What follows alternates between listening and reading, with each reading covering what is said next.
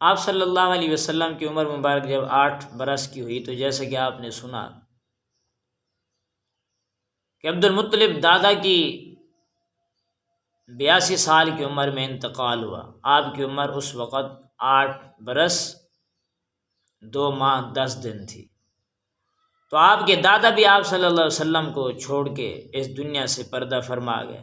اب آپ صلی اللہ علیہ وسلم اپنے چچا ابو طالب کی کفالت میں آ گئے، جو حضرت علی رضی اللہ عنہ کے والد بھی تھے۔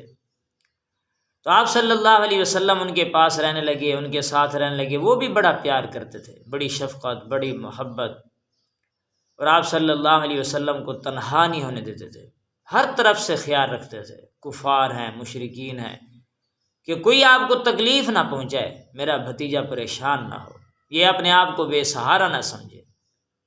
اور جس سفر پہ جاتے تھے آپ صلی اللہ علیہ وسلم کو ساتھ لے جاتے تھے۔ شام کی طرف جاتے تھے تجارت کے لیے تو آپ صلی اللہ علیہ وسلم کو ساتھ لے جاتے تھے۔ 12 سال کی عمر تھی، آپ صلی اللہ علیہ وسلم کو ملک شام کی طرف تجارت کی غرض سے لے گئے۔ آپ صلی اللہ علیہ وسلم جب وہاں پر پہنچے، وہاں پہ ایک راہب رہتا تھا، راہب بحیرہ راہب تھا، اور اسے بہت سارا علم تھا۔ اس بارے میں بھی علم تھا کہ آپ صلی اللہ علیہ وسلم آخر نبی مکہ کی سرزمین پہ تشریف لائیں گے، پھر مدینہ ہجرت کریں گے، سارا کتابوں میں پڑھا ہوا تھا اس نے، اس کے اس بارے میں علم تھا۔ پہلے وہ قافلوں کی طرف توجہ نہیں کرتا تھا، لیکن اس مرتبہ اس نے ایک خاص منظر دیکھا تھا کہ آپ صلی اللہ علیہ وسلم کی طرف نظر گئی، اور آپ صلی اللہ علیہ وسلم کے اوپر دیکھا کہ بادلوں نے سایہ کیا ہوا ہے، اللہ کی طرف سے معجزہ تھا۔ حیران ہوا اور پریشان ہوا، کہنے لگا کہ اچھا میں ان کو بلاتا ہوں دعوت پہ، جب یہ آئیں گے سارے کے سارے تو میں ان سے پوچھوں گا، ان کے علم کے بارے میں، ان کے خدا کے بارے میں سارا کچھ علم لوں گا ان سے۔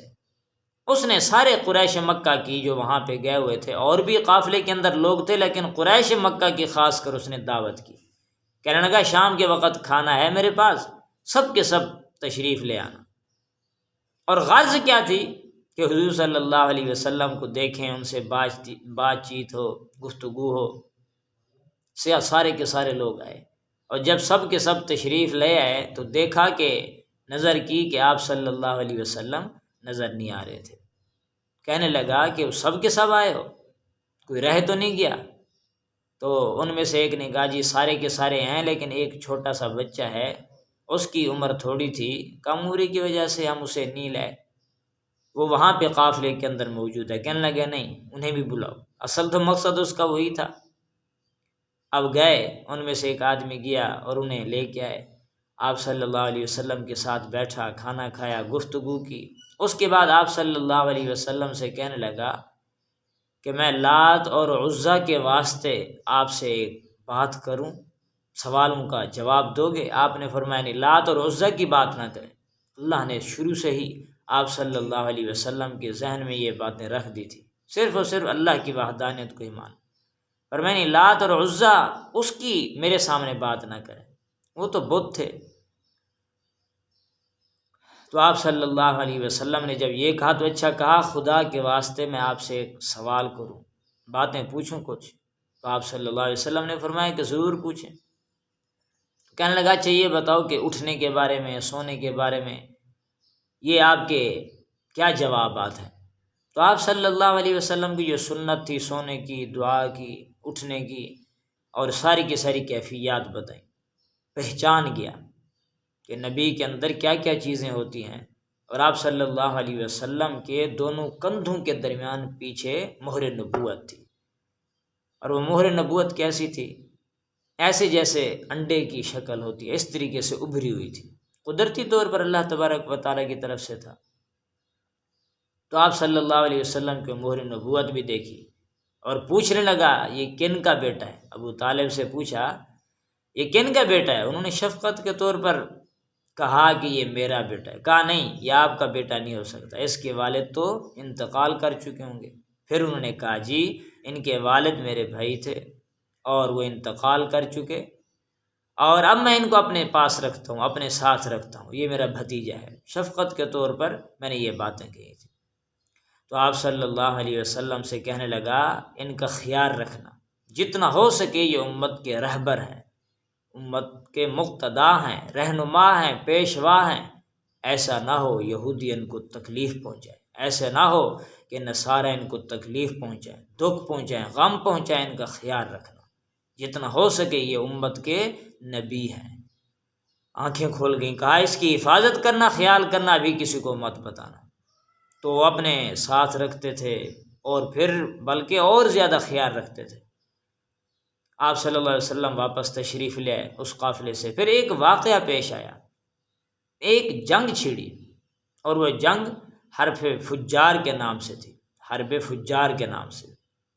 یہ ایسی جنگ تھی، 20 سال کے قریب عمر تھی آپ صلی اللہ علیہ وسلم کی، کہ دو قبیلے ایسے لڑ پڑے کہ ایک ہی قبیلے کا خون بہہ رہا تھا، اور لوگ بڑی کوشش کر رہے تھے کہ کسی طریقے سے آپس میں ان کی صلح ہو، مذاکرات ہو، بات چیت ہو، گفتگو ہو، یہ لڑائی ختم ہو، خون ریزی ختم ہو۔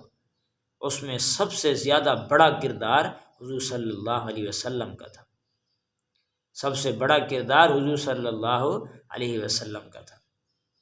یعنی بڑی کوشش کر کے ان کے درمیان صلح کریں، مذاکرات کریں، ان کے آپس میں جو ہے وہ رنجشیں سب کے سب ختم کریں۔ تو آپ صلی اللہ علیہ وسلم بڑے متعارف ہوئے کہ ان کی بڑی کوشش ہے۔ تو یہ چیزیں ہونی چاہیے، جتنا ہو سکے انسان آپس میں صلح کے ساتھ رہے، اور اگر کسی کی لڑائی ہے، حالانکہ جھوٹ بولنا شریعت میں جائز نہیں، لیکن کسی کے درمیان صلح کرانے کے لیے شریعت اجازت دیتی ہے کہ جھوٹ بھی بول سکتا ہے۔ وہ کیسے؟ کہ ایک آدمی کے پاس جائے اور جا کر کے اسے کہتا ہے کہ فلاں آدمی تو جس کے ساتھ اس کی لڑائی تھی، کہ وہ تو تیری اچھی تعریفیں کر رہا تھا، تو اس سے خوش ہو رہا تھا، اور دوسرے کے بعد جا کے اس کی تعریف کرے، کہے کہ وہ تو تیرے بارے میں اچھا گمان رکھتا ہے، تیرے بارے میں اچھی باتیں کرتا ہے۔ اس طریقے سے ان کے آپس میں دل کا میلان کرائے، توجہ کرائے، ان کی صلح کرائے، تو اس پر بڑا انعام ہے۔ تو صلہ رحمی رزق کے لیے بھی بہتر ہے، اور اسی طریقے سے عرش کا سایہ بھی اس شخص کو نصیب ہوگا کہ جو صلہ رحمی کا خیال رکھتا ہے۔ حضور صلی اللہ علیہ وسلم نے فرمایا صل من قطع، جو توڑے اس سے جوڑو، جو تم پہ ظلم کرے اسے معاف کرو، جو تم سے روک دے، کچھ نہ دے، تم اسے دو، یہ ہے صلہ رحمی۔ عرش کا سایہ نصیب ہوگا، قبر کے عذابات سے اس کی حفاظت ہوگی، تو بڑے بڑے انعامات ہیں۔ اس لیے اللہ سے دعائیں ہمیں بھی عمل کی توفیق نصیب فرمائے۔ وآخر دعوانا الحمدللہ رب العالمین۔